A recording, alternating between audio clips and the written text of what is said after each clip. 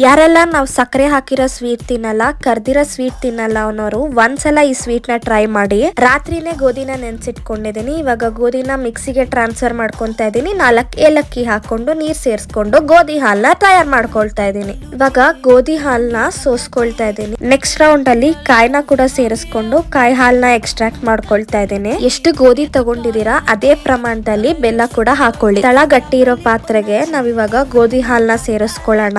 ಸ್ವಲ್ಪ ಬಿಡದೆ ಕೈ ಆಡಿಸ್ಕೊಳ್ಬೇಕು. ನೀವೇನಾದ್ರು ಮಧ್ಯದಲ್ಲಿ ಬಿಟ್ಬಿಟ್ರೆ ತಳ ಹಿಡ್ಕೊಂಡ್ ಬಿಡುತ್ತೆ. ಇದೆಲ್ಲ ಗಟ್ಟಿ ಆಗ್ತಾ ಬರ್ತಾ ಇದೆ ಅಂದಾಗ 1 ಸ್ಪೂನ್ ತುಪ್ಪನ ಸೇರಿಸ್ಕೊಳ್ಳಿ. ತುಪ್ಪ ಏನಕ್ಕೆ ಸೇರಿಸ್ಕೊಳ್ತೀವಿ ಅಂದ್ರೆ ಹಾಲ್ಬಾಯ್ ಸ್ವಲ್ಪ ಗ್ಲಾಸಿ ಫಿನಿಶ್ ಬರ್ಲಿ ಅಂತ. ತಳ ಬಿಟ್ಟಿದೆ ಅಂದ್ರೆ ಹಾಲ್ಬಾಯ್ ರೆಡಿ ಆಗಿದೆ ಅಂತ ಅರ್ಥ. ಹಳೆ ಎಲ್ಲ ಇದ್ರೆ ಅದಕ್ಕೆ ತುಪ್ಪ ಸವರ್ಕೊಂಡು ಹಾಕೊಳ್ಳಿ, ಇಲ್ಲ ಅಂದ್ರೆ ತಟ್ಟೆ ಮೇಲೆನೆ ಹಾಕೊಳ್ಳಿ. ನೆಕ್ಸ್ಟ್ ಪ್ರೋಸೆಸ್ ತುಂಬಾನೇ ಇಂಪಾರ್ಟೆಂಟ್. ನೀವು ತಟ್ಟೆಗೆ ಹಾಕಿದ ತಕ್ಷಣ ಕಟ್ ಮಾಡಕ್ ಹೋಗ್ಬೇಡಿ. ಅದ್ ಕಂಪ್ಲೀಟ್ ಆಗಿ ತಣ್ಣಗ್ ಆದ್ಮೇಲೆನೆ ನೀವು ಕಟ್ ಮಾಡ್ಕೊಳ್ಳಿ. ನಮ್ ಕರ್ನಾಟಕದ ಸ್ಪೆಷಲ್ ಹಾಲ್ಬಾಯ್ ರೆಡಿ ಆಯ್ತು. ವಿಡಿಯೋ ಇಷ್ಟ ಆದ್ರೆ ಫಾಲೋ ಮಾಡಿ.